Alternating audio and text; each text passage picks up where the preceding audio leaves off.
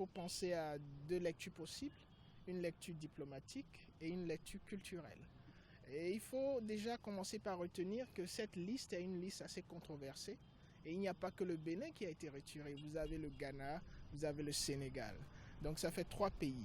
Alors la lecture diplomatique est celle qui veut que la France, comme un État, puisse quand même, au travers de ses institutions, que ce soit publiques ou privées, faire en sorte que ses intérêts soient promus. Et nous savons tous que les intérêts de la France, c'est d'abord les droits de l'homme. C'est ce que la France met au devant de la scène. Et en parlant des droits de l'homme, les critères d'appréciation de cette structure sont bel et bien le respect des libertés publiques et surtout le droit des LGB, les gays et tout le reste. Donc voilà deux critères assez majeurs. Et lorsque vous regardez ces critères qui entrent dans le cadre des droits de l'homme et vous tenez compte aussi du cas des demandes d'asile qui ont augmenté du côté des Béninois, des ressortissants béninois vers la France, vous comprenez le souci de ces structures qui n'est que dans sa logique diplomatique, dans sa logique de promouvoir les intérêts de la France, de promouvoir le respect des droits de l'homme et des libertés publiques. L'aspect culturel de la chose nous renvoie déjà aux pays comme le Ghana, le Sénégal, surtout le Ghana, qui s'est inscrit dans une logique où la promotion de certains de ces droits que la France estime être les droits et les libertés publiques comme celui des homosexuels, il y a une loi qui a été adoptée au Ghana qui vise à sanctionner de façon légale toute pratique allant dans ce sens.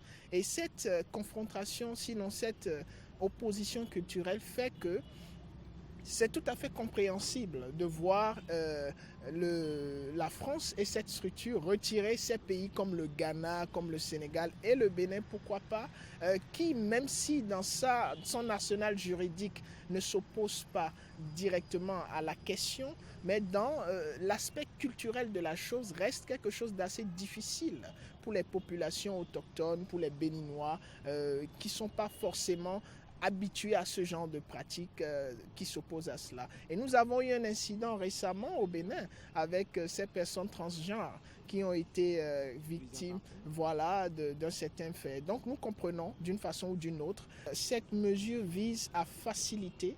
Lorsque vous vous retrouvez retiré de cette liste, la mesure vise à faciliter le processus de demande d'asile. Et il a été notifié que les demandes d'asile vers la France venant du Bénin sont d'un taux d'environ 25%, ce qui montre une augmentation assez nette dans l'arsenal français.